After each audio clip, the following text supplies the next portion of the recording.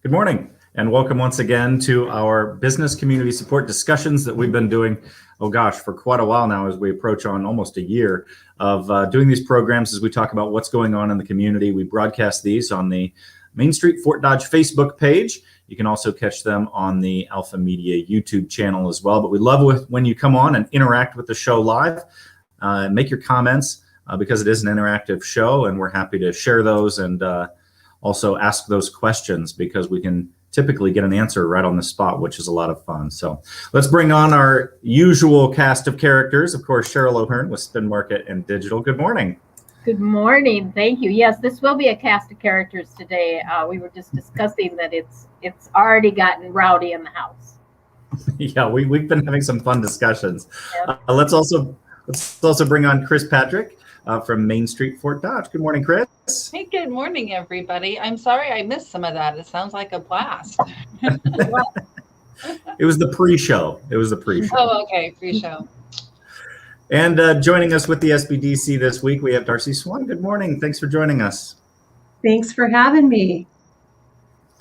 Yeah, so we've got another exciting show on tap for today. We're going to be talking with some folks from the arts community. We've got Shelly Bottorff with us, the executive director of the Fort Dodge Fine Arts Association, and also Kerrie Kuiper, executive director of the Fort Dodge Convention and Visitors Bureau. I know it seems like a full house, but we're just going to kind of bring everybody on at once and have a fun conversation. So good morning to you both. Good morning. Good morning. So we do have just a ton of slides that we definitely want to talk about today because there's just so much going on, and so let's do that right now, and let's bring up the Fine Arts Association. We pulled a bunch of slides here, Shelly, from your website, and can you just kind of walk us through all the things that are going on and tell us what all these slides are?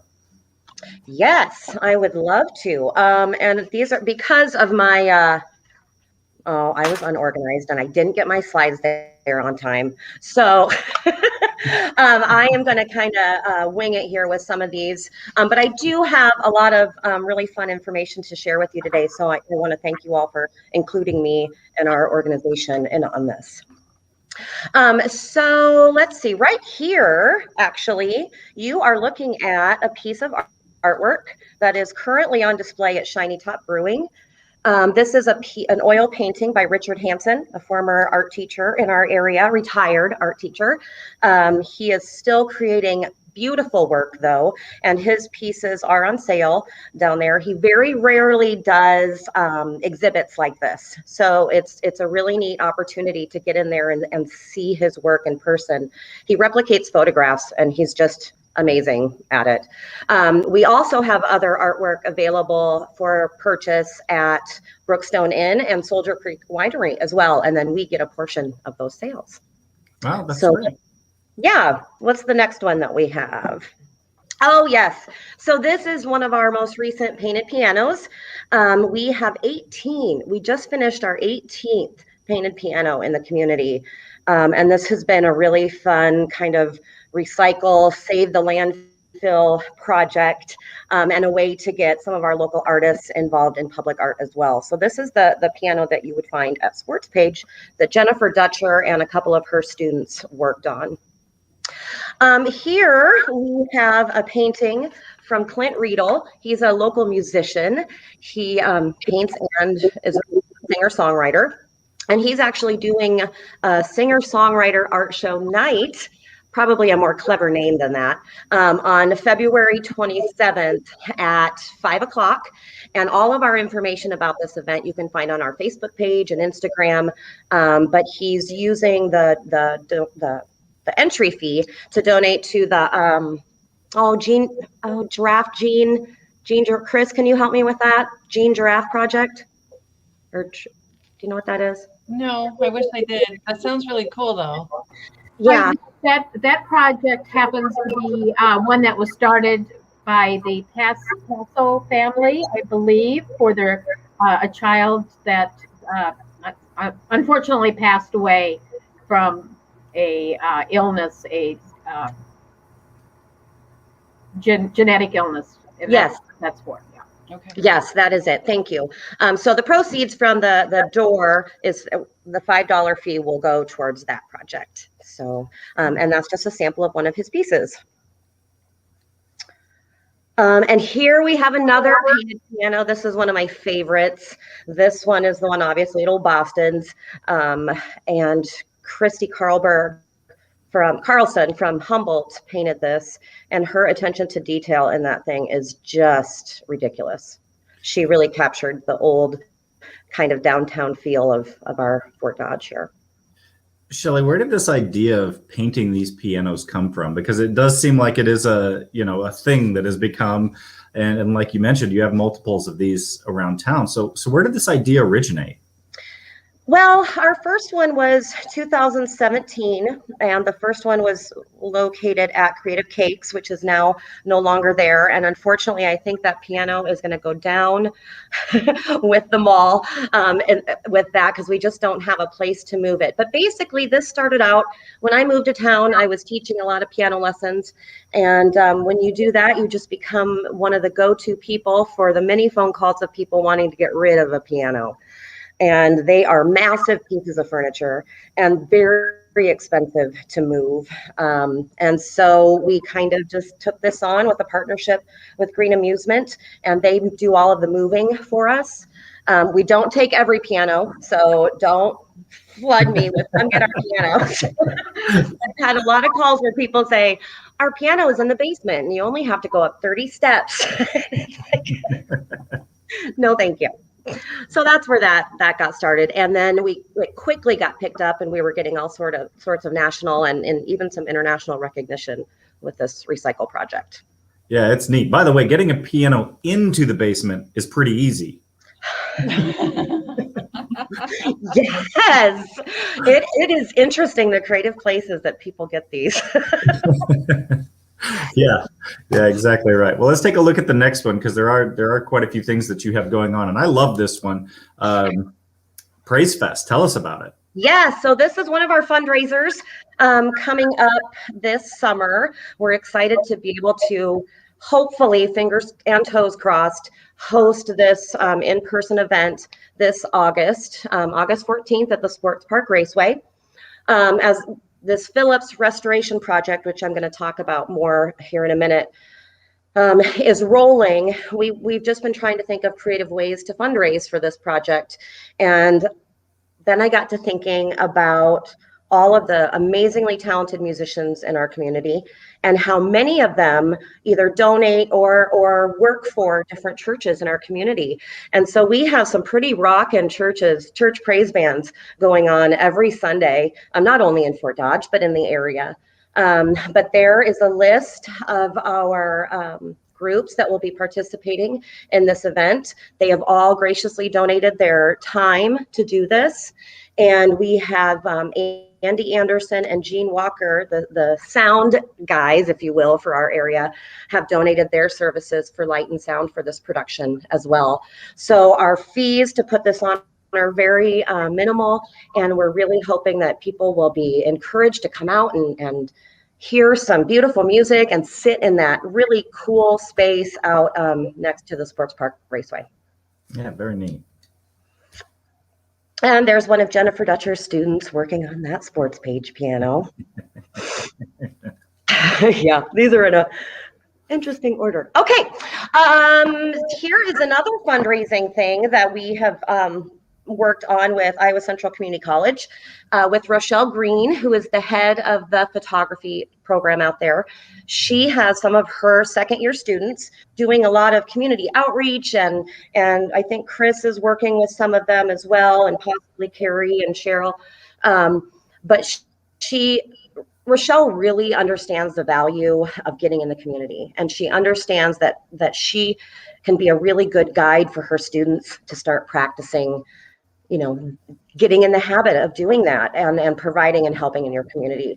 So this has been a really good way to train her students to put on a workshop as well. The price is really affordable. We get a portion of those registration fees. We just finished our first beginning photo workshop where we had all 5 spots filled, and it was all socially distanced and masks, and people really enjoyed those 3 1-hour sessions. So we have a couple more coming up in March, and there's a registration link on there, but you can also get that from our Facebook and Instagram and through Iowa Central's community learning program. We have been able to partner with Iowa Central a lot recently, which has been really exciting to combine our resources to do that. I actually, part of my position is part-time with Iowa Central as well, or shared with Iowa Central. So I'm able to get on campus and I don't want to say corner people to help me, but really have access to the teachers and to the students and just help to provide those students with portfolio building opportunities and help to do some of the legwork to get those programs promoted in our community. One of the other programs, and I'm just going to kind of keep barreling through some of this stuff because I really want to get to the Phillips stuff. But one of the other cool collaborations with Iowa Central is I started a youth advisory council for Fort Dodge Fine Arts this past November, and we currently have 10 students from senior high and St. Ed's participating in this. And they are students that are passionate about the arts and passionate about whether they live in Fort Dodge or not in the future, leaving a strong environment for those arts in our community.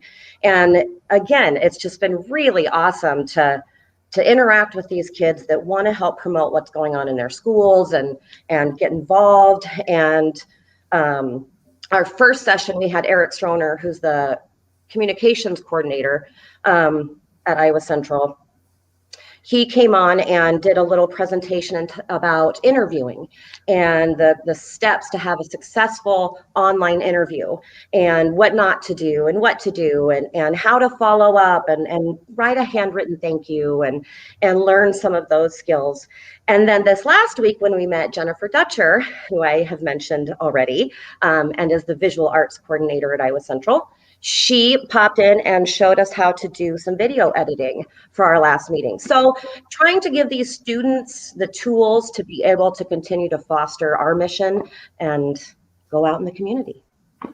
So I promise we're going to get to the Phillips stuff. That's coming up in just a minute. But I do want to kind of, I want to kind of jump in and talk about the last year at Fort Dodge Fine Arts, because I know it wasn't a typical year for you guys. A lot of what you do has always been event driven. And, you know, the last year events have really not been a possibility. And I think looking forward, we can say, you know, hopefully we'll be seeing a lot more of those, and it looks like we will. But what has the last year looked like for you guys as you've had to shift away from events? Right. Well, with my Iowa Central hat on, as far as from that perspective, you know, they have the resources and the people, the know-how to be able to carry on and adjust and adapt and create something in a new way. And they've done that very well with their virtual art shows, their virtual concerts, and all of those sorts of interactions. With my hat from a different perspective, because I also am part of Stage Door Productions and several other nonprofits, that's where it's been the nightmare. That's where we just haven't been able to make that connection with people. And, you know, a lot of these groups had really good momentum going into this pandemic. And now it's like, we've had to regroup and figure how to go forward.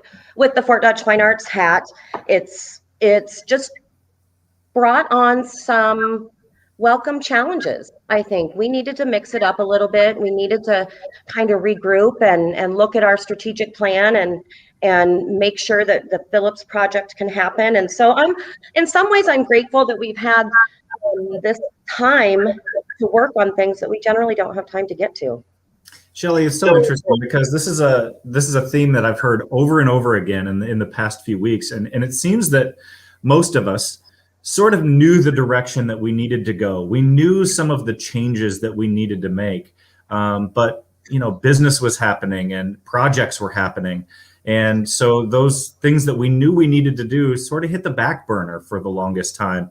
And it seems as though the pandemic and shutdowns really forced us in a lot of ways to head in a direction that we knew we'd be going, but the timeline got sped up. Right. Yeah, that's exactly it. And then I think from the art and culture perspective, it's there's still trial and error from that, but it's that human connection. It's that, how do you create music in a room? And I don't know.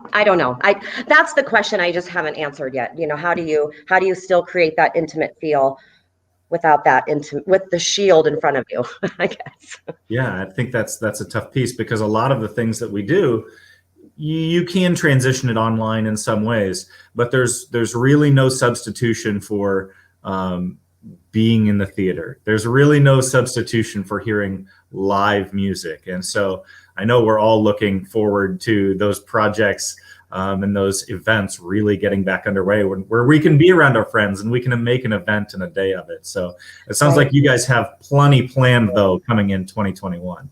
We do. And another good thing that's come out of all of this is that we've realized we have this resource. We have this Zoom and this StreamYard where we can make connections with people and bring them in to present and speak to our youth and our students that we never really would have explored before. So that's been really fun also. So let's see, I'm going to leave that out. That's not important.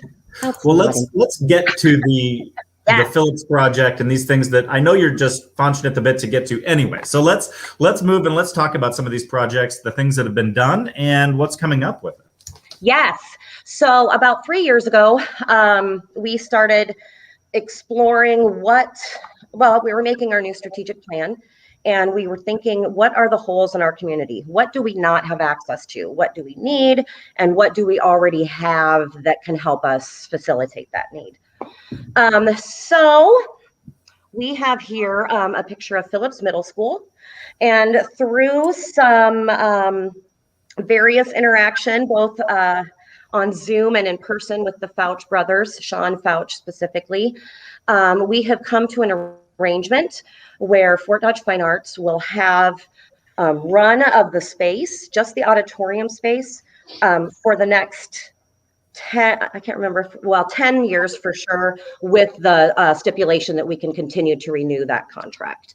So we essentially are able to use this space rent-free and use this as an income generator for our organization, which, as you just mentioned, we're not able to have these big fundraising events like we've depended on in the past. And that's just shifting. So this is going to be a really cool way to have a large space where we can use it for a variety of uses. One of the things that we found in our community, and you can just kind of flip through these, I'm not going to talk specifically about them, but one of the things that we found we did not have in Fort Dodge was a performance space that of a certain size that's accessible to people during the school year. The middle school has a beautiful auditorium. Decker is a great space for certain things. But you have to work around the school schedule. And especially during this pandemic, when larger classes have been moved to the auditorium because they can spread out and they cannot touch each other and, do all of that. It's a real challenge to get in there and have rehearsal space for any of our 3 theater groups. Our symphony has used that space before, but again, it's contingent upon the school schedule. And same with Decker. We also have Hawkeye Theater, which is a beautiful space also, but it's very small. It seats about 250, I think, which is for their purposes, great. But again, this was something that we wanted to have, a theater performance space where we would have control and flexibility with the schedule. This is going to be, I wish we could get in there right now. I even thought about doing this from Phillips, but the connection isn't always great, so I didn't want to blow it.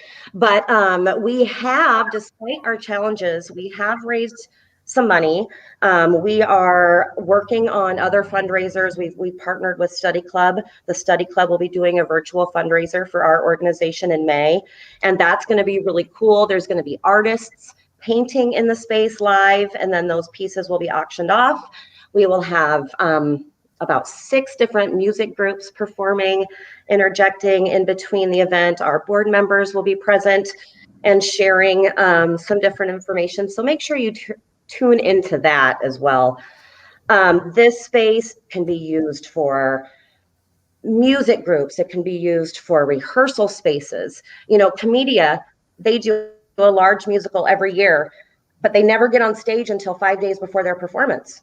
And if you have 60 people in the cast and you haven't been on stage till 5 days before your performance, you're a little bit frantic in that space. So, but not only that, if this were, I hate to use this example today, but political functions, speakers, could happen in that space.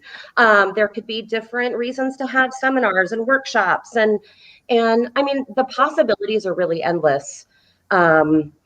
And so we're really excited to get that rolling. We have the stage repaired. The stage is fixed and ready to go. That's the pre-shot. That is the after shot. And this is actually the first time I've showed anybody what this looks like. So I was kind of keeping it for myself. But yeah, it was a mess. It wasn't safe. There was a lot of dipping. There were a lot of holes. This is a very functional stage with panels that as things get damaged, which they do, we can just repair a portion of it. It will be painted also, but the stage has been finished. The cleaning of the interior of the space will be done next Tuesday. They are starting. And then we will have the carpeting in there prior to the May event with Study Club as well. So we have started. We still need, one thing we need volunteers for are to do some seat swapping. There's a lot of seats in there and we're not using all of the seats. So we'd like to swap some out, and we could really use some muscle work with that. But then it's a functioning space. Then you can use it. And I see that happening yet this year. I would love to have it open and as a rentable space by fall. And then the next phase of the stage would be to add the lighting, add the sound system, and spend $40,000 on new curtains. I mean, it is a hefty expense, but it's also an important part of any stage performance as well. So something that you can definitely look forward to. And like you've mentioned, this really does fill a need in the community, as there really aren't a ton of spaces like this with as much capacity. Right. Yeah. There's over 600 seats on the main floor, which we will have access to all of those. And then we will have a few rows in the front of the balcony. And then most of the balcony will be available for resident seating.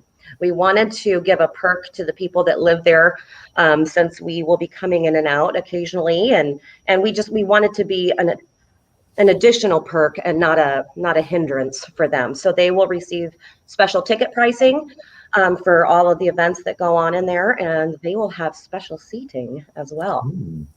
Very neat. So I want to bring Kerrie into this conversation, Kerrie from the Fort Dodge Convention and Visitors Bureau, because we were talking before the program, and it's almost like it was planned this way, but you were talking about some of the pillars of Fort Dodge and what the branding campaigns of Fort Dodge really need to be. And arts really does play a critical role in what Fort Dodge has to offer. Absolutely. In 2019, we started a process for the CVB for a branding and for our organization for the future. And what we determined is we really do have 3 different pillars of activities in the area.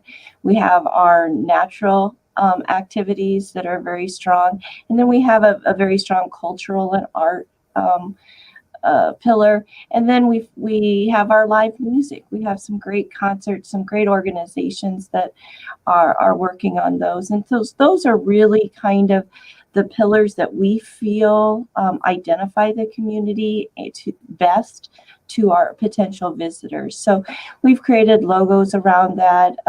We'll have campaigns in the future around those areas as well. So we're really excited to promote all of the great arts and culture activities in the community. I mean, I feel like I was sort of, I guess, experiencing all of these things in July of 2019 is when I moved here. I guess moved back home really is what it was. But, I have a spouse who was unfamiliar with Fort Dodge. She began doing the searches, and she was just really impressed with the amount of arts, the museum, the Blandon, just some of the opportunities that folks have around here. And for artists, it's really a place that maybe you wouldn't expect in Fort Dodge, but is really a great opportunity for artists and those who consume art as well.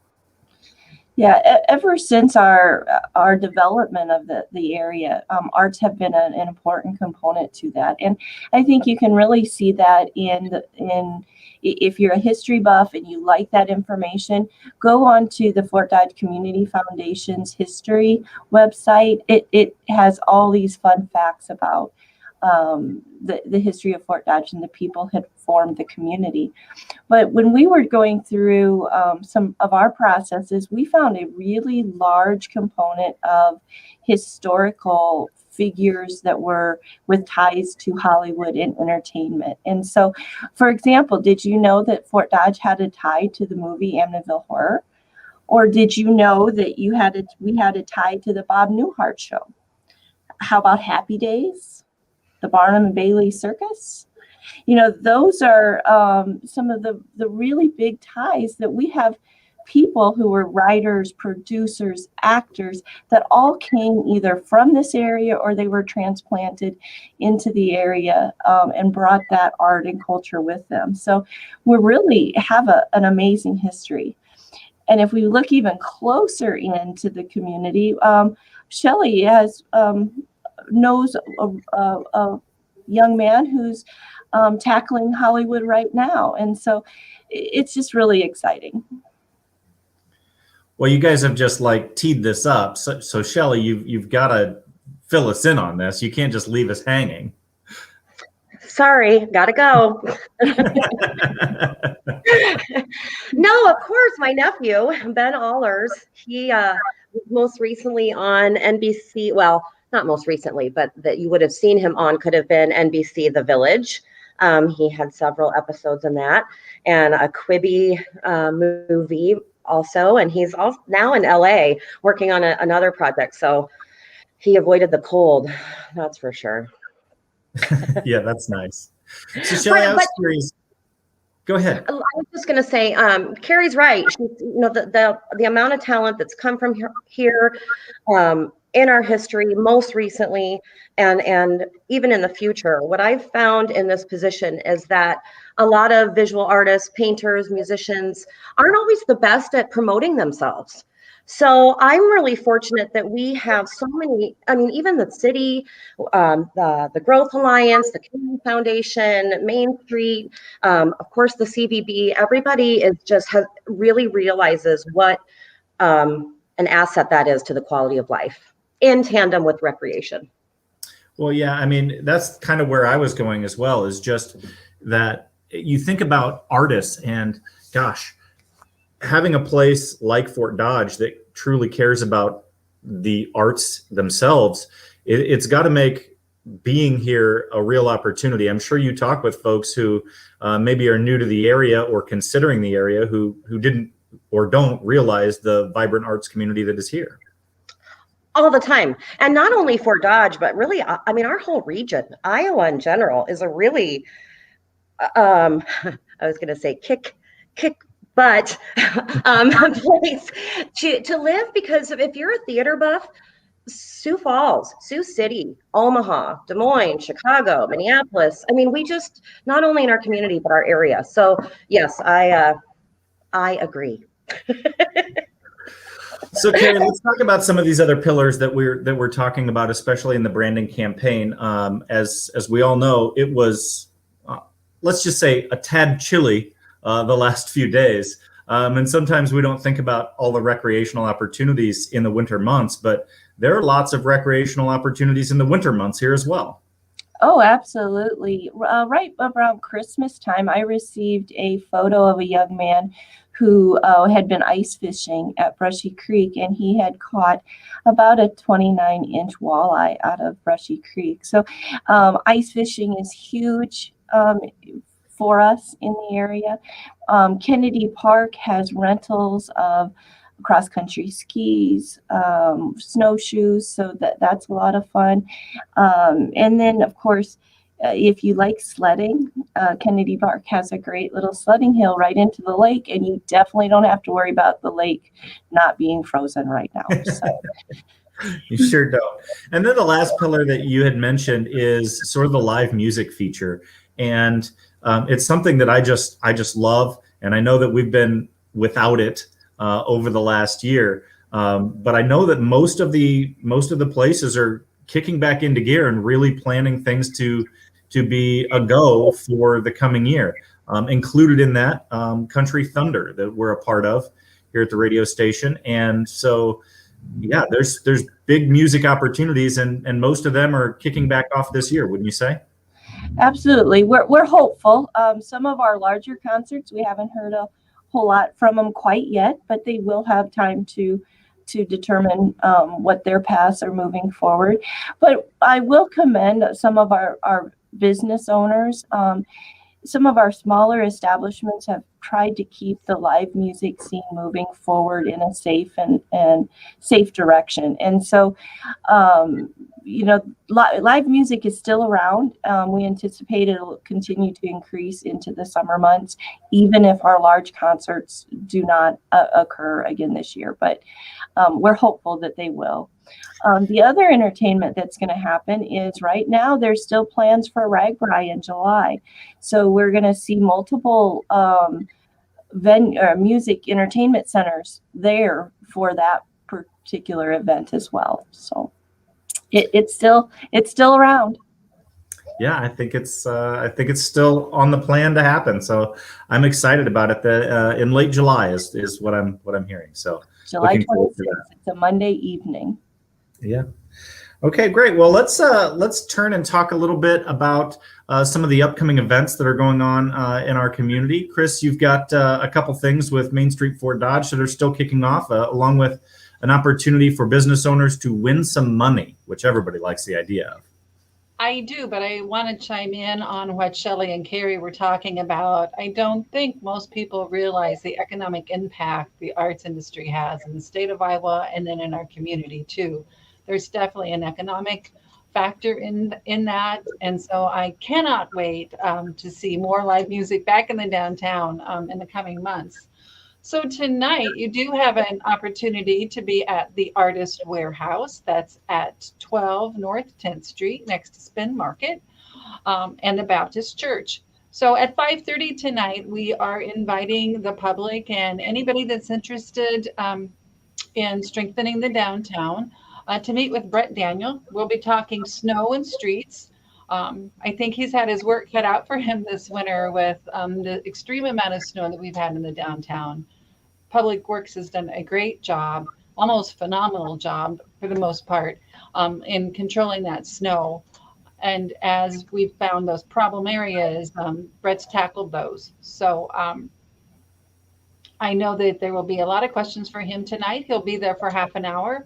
And then we'll change the focus to the owners, Aubrey and Marissa Hamilton. Marissa Hamilton, that's her last name, are the owners. They had the Artist Warehouse out at the mall and moved in July, or just about in July, to their new space, a great do-it-yourself craft venue. And they'll be talking about their space along with everybody else. It's kind of an open conversation. Again, tonight, 5:30. At the Artist Warehouse. And then, yes, who doesn't want to win $28,000, right? So if you are a for-profit business in the Main Street District, those businesses have an opportunity to win some money. You do not need to be a retailer. It can be any for-profit business. And the way this works is, since 2015, Main Street Iowa have produced this event. We have a local live pitch competition, think Shark Tank, scheduled for March 4th at 10 a.m. And then anybody that wants to be part of that The applications are on our website. You'll find the full application along with a budget sheet that needs to be filled out. Um, Eligible expenses for this grant cycle are computers, upgrading your digital system, merchandise. It doesn't go for rent or employee costs, anything like that. But give me a call and we can definitely work through some of those details. Deadlines for applications is March 1st. That's a Monday at 3 p.m. So hopefully we get quite a few this year. Ethan Becker was our applicant last year, and he ended up winning $18,000, which was really exciting. So Fort Dodge can do it. We've got a lot of creative business owners in the downtown. You do have to be in business 1 year. And then if you are moving into the downtown but have had a business somewhere else for over a year, you're eligible too. So mainstreetfd.org is where you're going to find all that great information, or give me a call. Excellent news. All right, well, let's talk with Darcy from North Central Iowa's SBDC. I know it's busy times over there, so let's talk about some of the things that you guys have going on. You bet. Hopefully my connection's good. I'm on a Wi-Fi and I look a little choppy, so bear with me if you would. But yeah, we've been swamped. I think last week I mentioned we're doing a lot of work with existing businesses on debt restructuring and things like that. So if you are a business owner and you're feeling a little stressed right now and want some guidance, our center definitely can help you.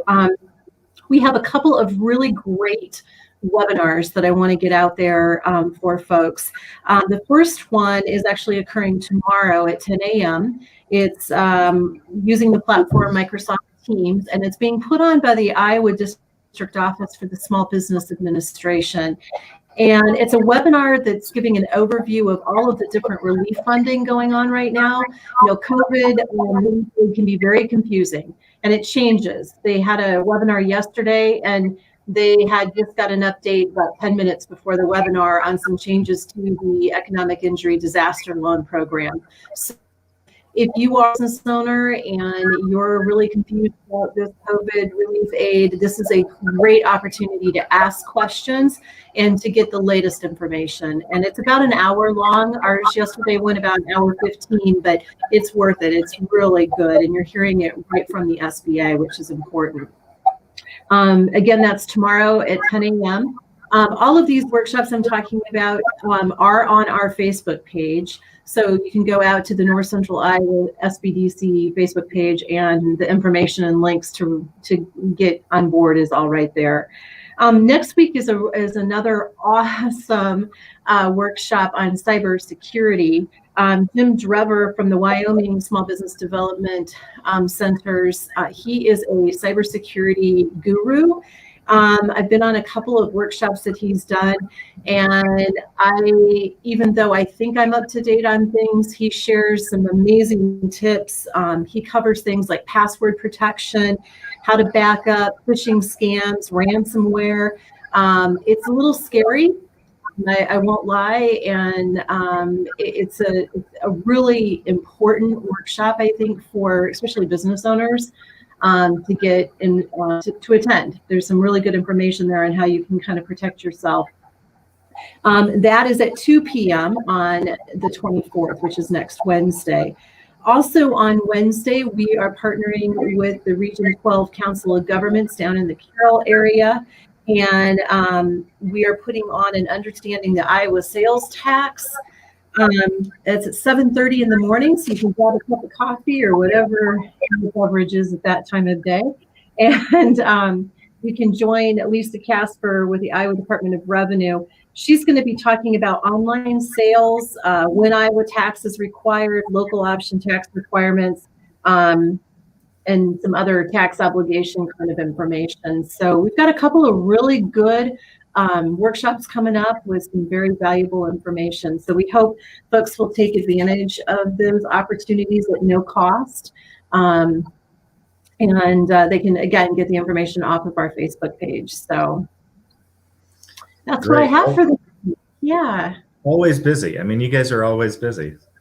We are. It's just Kimberly Tiefenthaler is our regional director, and I'm part-time. and her and I cover 13 counties.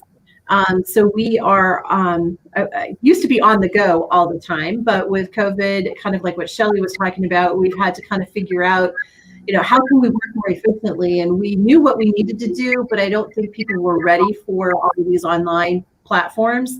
And now it's, we don't meet face to face right now until things lighten up a little bit more. So we do a lot of Zooms and a lot of phone conversations, phone calls. And, it probably helps us be more efficient because we're not on the road so much. 13 counties is a lot to cover, if you've got to drive from one end of that to another. So, but yeah, we've got a lot of great things going on. We've got some more stuff that we're just not ready to release yet, but some really exciting programs. Very good. One of the things that I love about the SBDC is just the resource that it is for business owners, because you guys have so many opportunities. And if a business owner finds themselves in a situation where they just don't understand what they need, maybe it's a regulation with the state government or even federal government, and they just have questions about it. You guys are a great resource for that. And it's not like the meter starts running when they call, right? Absolutely not. All of our services are free, and that's as a result that we receive governmental funding. So everything we do is confidential unless the client signs off. So if we're working with them on like a revolving loan fund or bank financing, things like that, obviously we need to have a sign off so we can talk directly to the other organization. But everything we do is confidential unless we have that release, and all of our services are free. The only time we charge is if there's a workshop and there's a speaker coming in or something like that. Those are more elective kind of things. But yeah, I'm floored by the amount of resources. Lisa Shimkat, who many of you may know here in the Fort Dodge area, is our state director, and she has done a killer job this past year of really looking at where there's need for resources and getting us lined up. So about any issue that a business owner would be facing or have questions on, if Kimberly and I don't know the answer, we have a huge resource database behind us that we can just tap into and get that answer, or refer them to somebody who's an expert in that particular area. So it's fun. We're having a great time. I mean, we are swamped. There's a lot going on, but man, we're helping a lot of people, and it's so neat to see some of these businesses coming from just concept to reality, and that's the cool part. And then helping those businesses that are finding themselves in trouble right now, like I was mentioning with the cash flow situations, things like that. We've got some clients who we are working with to keep them afloat, and it's nice to know that we're able to be a part of hopefully keeping them going. So. Yeah, it's a great opportunity that we can all work together and have those opportunities to help one another, especially to keep those businesses going, because so many jobs are attached to those things. So what a great thing that we have. Kind of along those lines, I want to talk to Cheryl a little bit about some of the clients that you've been working with, because as we all know, it's been quite cold, and it's not just Iowa this time around. It's extended all the way to the southern end of our country. And as most of us know, had some electrical issues there in Texas, and things like that are actually causing problems for some of our local business owners. Yes, they have. We've had clients that if they're on VoIP with their phone system and it is coming out of a server in Texas, no electricity, no internet, no phone. So we have had to hurry up and scramble to get information out in regards to that for them. I've heard several banks that have had problems because their data servers are in Texas and there's no electricity and no internet, so there's problems there. And so it really brings it in perspective how connected we are and how quickly we can become disconnected when something like that happens, good and bad. I think Darcy brought up some good points too, talking about cyber safety and security, and it's the same way with that. We enjoy the connectivity, but there are things that we have to think about and figure Plan B. And this is a case where I'm sure there's going to be people in Texas thinking of Plan B going forward on that. So and I did not anticipate that at all. But since Monday, we have had numerous calls on that we've had to go in and set up some digital things for clients just to get them the information out and to make sure that their customers, patients, whatever it may be, are kept up to date on it. So yeah, that's been one thing that we've been doing. I also wanted to just really quick, Jed, talk about Senator Ernst was here yesterday. And for you out there that do not have children, we have a huge child care issue, not only here in Fort Dodge, but across the state, across the United States. And one of the things here in Iowa is we are the #1 state for having both parents working, where other states do not. So that has put a huge child care issue. I think for every child that space we have, there's about 2,000 children waiting for that in Fort Dodge. This is Fort Dodge, waiting for that spot. So a few months ago, we started a digital campaign to make awareness across the state. And this is with Linking Families, which Elizabeth Stonick was on the other day. And with Linking Families and Communities and Child Care Connections is what it's going through, and just giving the information on the economic impact it has on our communities, on $935 million per year is lost because of child care issues in Iowa alone. That's a huge chunk of change that is affecting our businesses, affects our workforce, and there's some really key points on that. So it's a digital campaign. It's doing very well. It's getting a lot of press out there, and with Senator Ernst in town yesterday talking about childcare, and she's been a great supporter of the project as well. So we just want to make everybody aware that this is an issue, and if you want to know more information on it, just go to Linking Families and Communities here in Fort Dodge, and then it'll also connect you to the Child Care Connection. That's on that. Great. One of the things that I shared last week was our brand new video coverage of the Fort Dodge District Wrestling Tournament. We were very excited to have that coverage.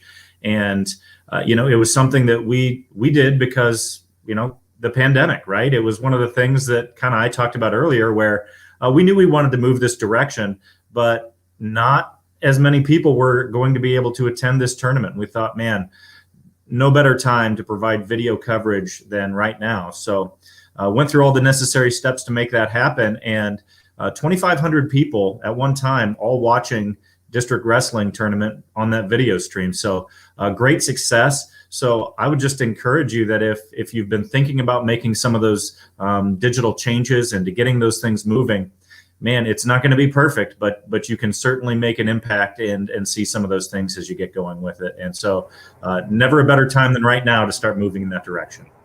Yeah, and you brought up a good point. I was on the University of Iowa's virtual opportunity fair Thursday night, where they had dental students coming in, and it was not perfect. But even the students had some difficulty hopping on, and it was just a little bit of a learning curve initially, but it was a great way for the students to talk to potential employers and have that one-on-one conversation where otherwise they would not have had anything out there. So it did work, and don't be afraid if it doesn't quite flow the way you want. That's okay.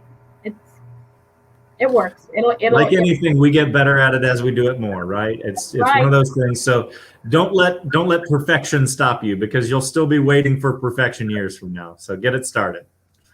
Hey, Jed, may I talk just real briefly about a service that we're offering the community businesses? Yeah, please do. So we are in the process of doing a new website, and in that website, there'll actually be businesses that either are attractive to tourists or service tourists. Will have an opportunity to have their own profile page on that. In order to get their free profile page, I just need their information through an online submission process by March 1st. So if there's any businesses out there that would like to take advantage of this opportunity, they can contact me at fdconvention@frontiernet.net, or they can give me a call at 573-4282, and I can help them through the process. Great. Okay. Cheryl, let's talk a little bit about our guest for next week that we have lined up. Yes, we have Carissa Harvey coming on, and she's the strategic planner for here in the city of Fort Dodge. I know she is very knowledgeable and plays a big role in a lot of the strategic planning. Some of the things that Kerrie and Shelly have been talking about this morning, as well as housing and a variety of things out there. And how do we plan and set things up so our community grows and functions the way it needs? There's a lot of things that go into planning, and she'll be bringing some updates on that and some hopefully some exciting news on some other projects going forward. Very good. Well, thank you to our guests today for coming on and sharing what's going on in both the arts world and also the tourism world here in Fort Dodge as well. So thank you guys so much for coming on. Well, that's going to do it for this round of our show. And thank you once again to our regular contributing guests. We have Cheryl O'Hearn, Digital Marketing Specialist with Spin Market Plus Digital. Also, Chris Patrick, Executive Director of Main Street Fort Dodge. And joining us from North Central Iowa's SBDC today, we had Darcy Swan. And of course, I'm Jed Burns, Marketing Manager for Alpha Media here in Fort Dodge. Thanks so much for joining us. We'll do this again coming up next Thursday, 9 a.m., right here on the Main Street Fort Dodge Facebook page. Until then, stay warm out there.